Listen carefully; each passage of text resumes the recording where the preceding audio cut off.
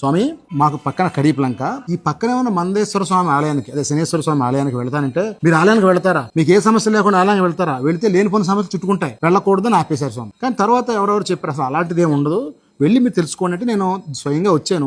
మన వాళ్ళందరూ చాలా మందికి ఉన్న అపోహట, ఇక్కడ గుడికి సమస్య ఉంటేనే వెళ్ళాలి, అది వెళ్ళకూడదని అపోహ ఉంది. అసలు అది నిజమా కాదా? పైగా ఇంకోటి అంటున్నారు, ఇక్కడ రాగానే బట్టలు ఇప్పేలా, తడి బట్టలు ఇప్పేలా, ఇవన్నీ నిజమా కాదా స్వామి? అసలు మీకు ఉన్న విషయాన్ని ఉన్నట్టుగా చెప్పండి. గౌతమస్య దక్షిణాతీరే సూర్యగుండ సమీభవ భక్తాభీష్ట ప్రదం దైవం నిత్య తైలాభిషేషణం.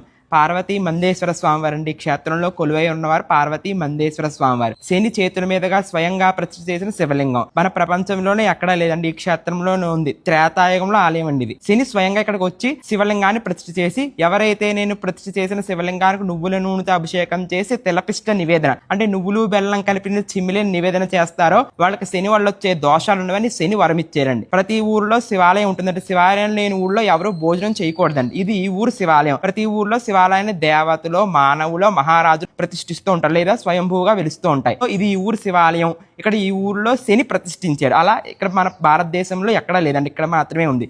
ఏ శివలింగానికైనా పాలు, పెరుగు, పంచామృతాలతో అభిషేకం చేస్తారు. ఇక్కడ ఆ విధంగానే నువ్వుల నూనెతో అభిషేకం చేస్తారు. అలా అని శని వరం ఇచ్చారు. అంతే తప్ప ఇక్కడ బట్టలు వదిలేయాలి, వెనక్కి తిరిగి చూడకుండా వెళ్ళకూడదు, అటువంటి మూఢనమ్మకాలు ఏమీ లేవండి. జోళ్ళు వదిలేయాలి, తడి బట్టలతో కూర్చుని పూజ చేసుకోవాలి, అటువంటివి ఏమీ లేవండి. శైవ ఆగమం ప్రకారం శివాలయంలో మహాన్యాసపూర్వక రుద్రాభిషేకము, ఏకాదశి పూర్వక రుద్రాభిషేకము చేసుకుంటారండి. ఆ అభిషేక పూజలు ఇక్కడ జరుగుతూ ఉంటాయి. ఆ అభిషేకం అయిపోయాక నూనె పట్టుకెళ్ళి స్వామివారి మీద పోస్తూ ఉంటారు.